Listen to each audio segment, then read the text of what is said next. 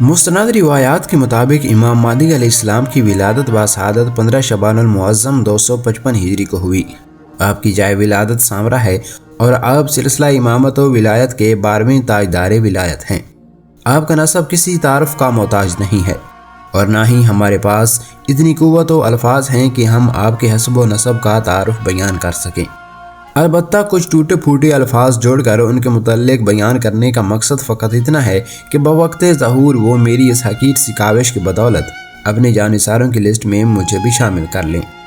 آپ علیہ السلام 11ویں تاجدار امامت امام حسن عسکری علیہ السلام کے چشم و چراغ ہیں۔ آپ کی والدہ مائدہ کا نام سیدہ نرجس خاتون علیہ السلام ہے۔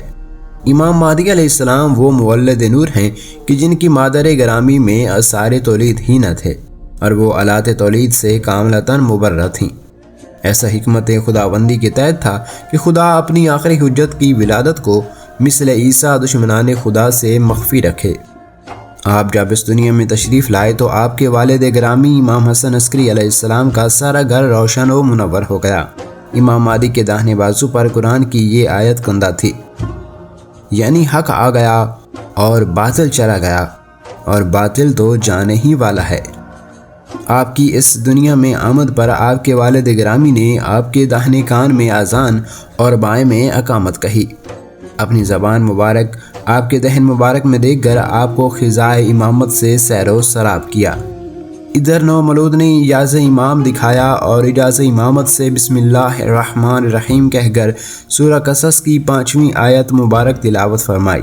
ہم چاہتے ہیں کہ زمین پر جو لوگ کمزور ہیں ان پر احسان کریں، انہیں پیشوا بنائیں، مالک قرار دیں اور روح زمین پر پوری قدرت عطا کریں۔ پھر آپ نے رسول اللہ صلی اللہ علیہ وآلہ وسلم پر درود بھیجا اور گواہی دی کہ اللہ کے سوا کوئی معبود نہیں۔ میرے نانا حضرت محمد صلی اللہ علیہ وآلہ وسلم اللہ کے رسول ہیں اور دادا علی حجت خدا ہیں۔ حضرت امام مہدی علیہ السلام کی ولادت پر جبرائیل اور دیگر مقرب ملائکہ خدائے متعال کی طرف سے پیغام تہنیت لے کر آئے۔ آپ کا اسم مبارک رسالت مآب صلی اللہ علیہ وآلہ وسلم خود اپنے نام پر پہلے ہی تجویز فرما گئے تھے اور آپ کی کنیت بھی رسول اللہ صلی اللہ علیہ وآلہ وسلم کی طرح ابو القاسم ہے۔ آپ کے القاب مہدی، حجت اللہ، صاحب العصر والزمان، صاحب الامر، القائم، الباقی، العظیم اور المنتصر ہیں۔ ایک روایت کے مطابق آپ کا لقب المنتظر آپ کی آمد سے 143 سال قبل حضرت دانیال علیہ السلام نے تجویز کیا تھا۔ البتہ آپ کو اصل نام سے پکارنے سے ممانعت کی گئی ہے اور آپ کے نام میں جستجو کرنے سے پرہیز کرنے کو کہا گیا ہے۔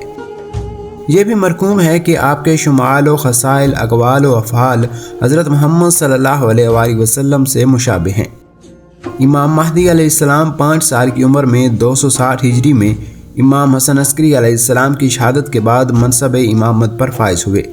اس کم سنی میں آپ کے اس عظیم مرتبے پر فائز ہونا سورہ مریم کے مطابق حضرت یحییٰ کو بچپنے میں نبوت عطا ہونے کے مترادف ہے۔ روایات کے مطابق بوقت ظہور آپ کی عمر 40 سال ہوگی اور آپ عالم شباب میں ہوں گے۔ یہ بالکل اس طرح ہے جیسے حضرت یونس علیہ السلام کو پروردگار نے برسوں مچھلی کے پیٹ میں رکھا، مگر جب وہ مچھلی کے پیٹ سے باہر آئے تو وہ عالم شباب میں تھے اور ان کی عمر بھی 40 سال تھی۔ امام مہدی علیہ السلام کی ولادت کو پوشیدہ رکھا گیا تھا۔